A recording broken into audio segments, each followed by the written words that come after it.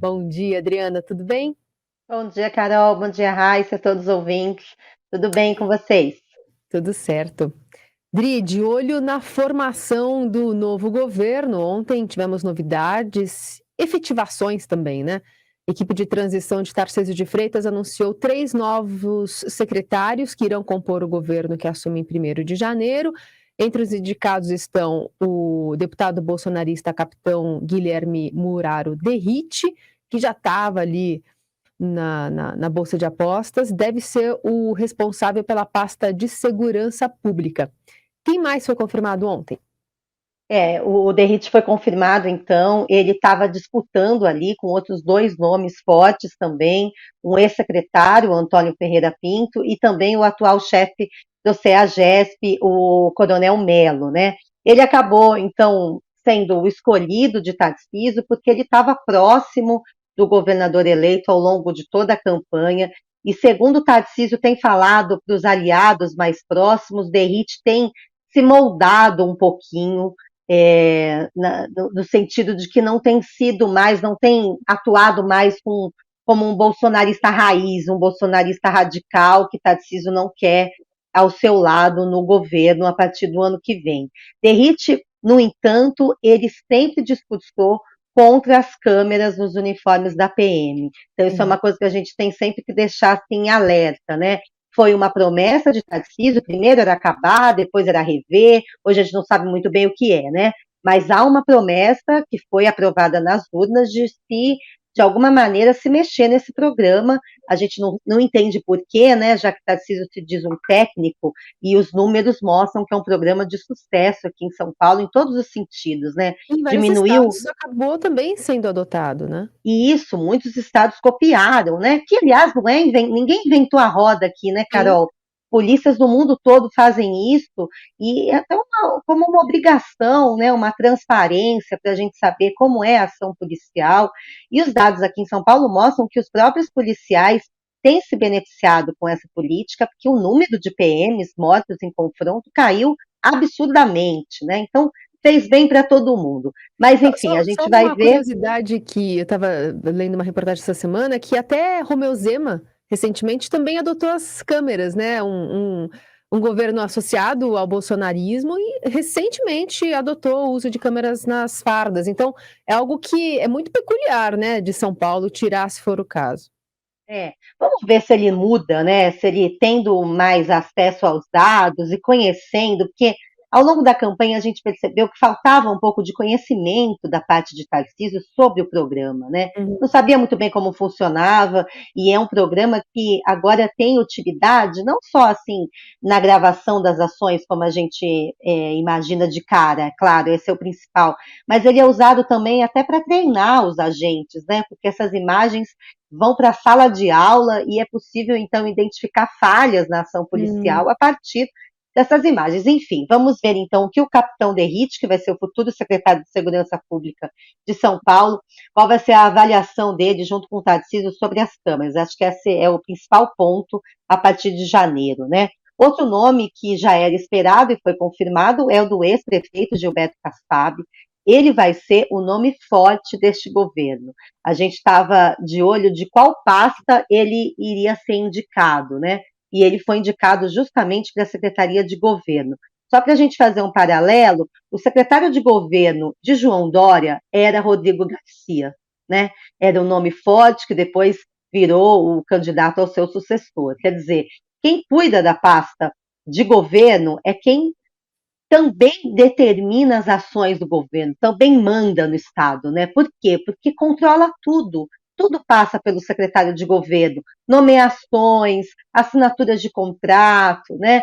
Participa de todas as reuniões com outras secretarias, sabe de tudo o que acontece ali dentro do governo. Kassab é um nome escolhido por Tarcísio, portanto, para ter uma influência direta em todas as secretarias, e no governo do Estado. A gente sempre estava com aquela dúvida, né? Que perfil terá esse governo Tarcísio? Será um governo completamente bolsonarista ou ele vai, de alguma forma, equilibrar? Acho que o nome do Kassab colocado nessa pasta mostra que, no mínimo, haverá um equilíbrio, né? E Kassab a gente conhece muito bem aqui, não só por ter sido prefeito, mas por toda a sua experiência política, de articulação. Ele vai bem ali para negociar projetos junto com os deputados estaduais na Assembleia, né? Ele vai bem também para negociar recursos junto à União. Vamos lembrar que o PSD está entrando na base do presidente Lula.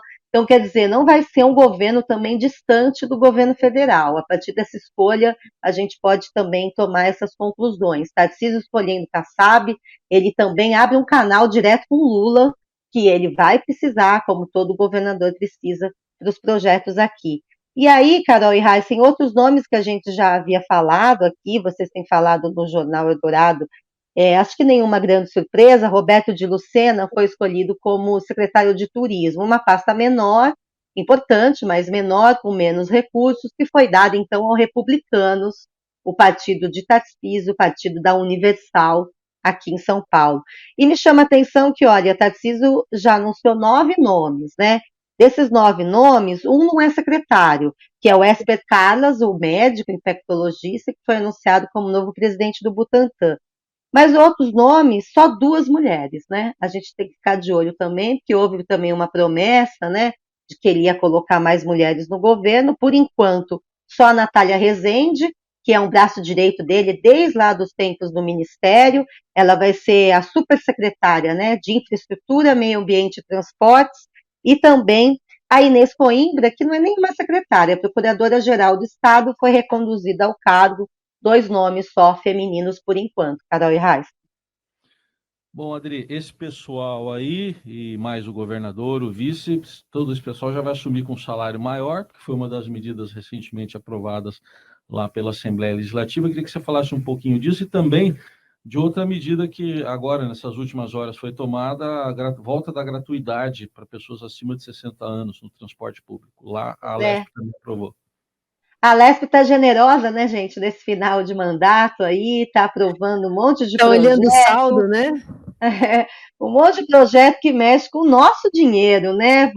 Diga-se de passagem, assim. Bom, o projeto que aumenta o salário do governador, do vice, dos secretários e de todo o funcionalismo que recebe o teto no Estado, a gente já sabia da questão de dias, né? Ninguém vai contra isso, nem deputado de oposição, nem de situação, porque não vai aí mexer com uma parte tão importante dos servidores, do funcionalismo, que é justamente a elite, são os procuradores do Estado, são os agentes fiscais, esses que recebem o teto.